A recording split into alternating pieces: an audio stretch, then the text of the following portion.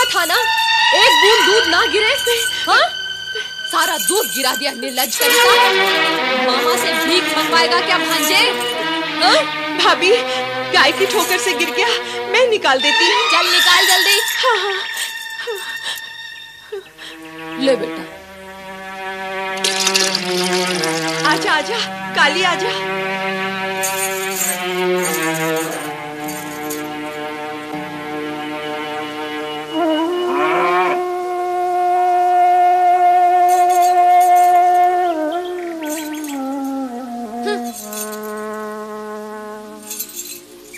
P ले, जल्दी जल्दी पी।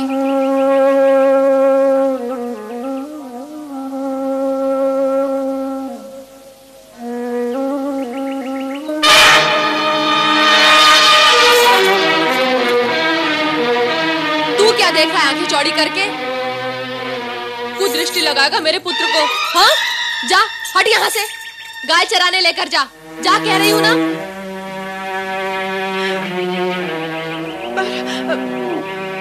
ले और दूध पी ले।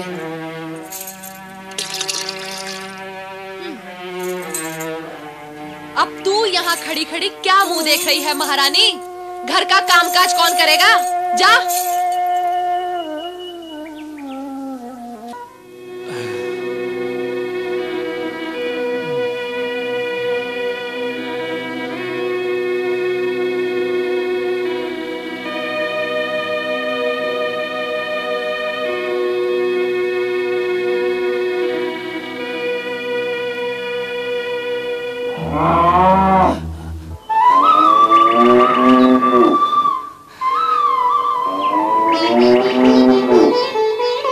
लो बहन, ये मिष्ठान है तुम्हारे और उपमन्यु के लिए, एक यजमान ने दिए हैं।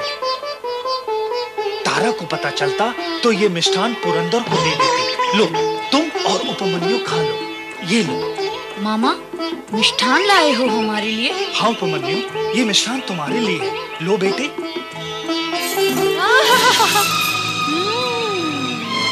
मिष्ठान, लड्डू। तुम्हें लाज नहीं आती?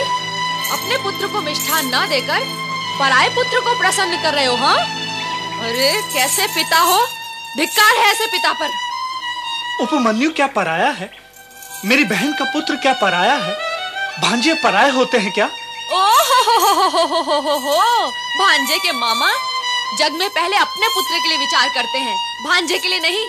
और ये दोनों माँ पुत्र, इन्हें तनिक भी लाज नहीं आती।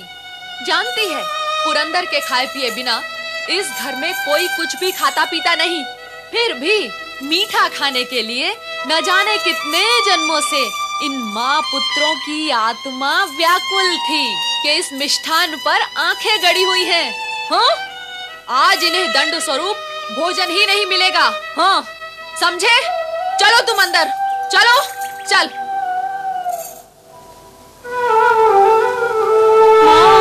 हाँ बेटा, भाग्य का लेखा कोई नहीं मिटा सकता।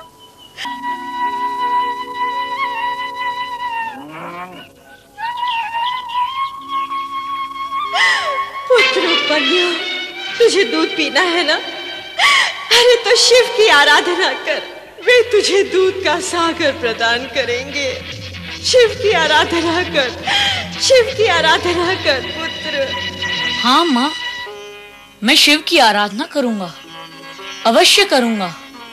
अब मैं घर नहीं आऊंगा, दूध के लिए नहीं, तुम्हारी दुख दूर करने के लिए मैं शिव की आराधना करूंगा। जब मैं भगवान शिव की शरण में जाऊंगा, तब तुम्हारे दुखों का अंत हो जाएगा माँ।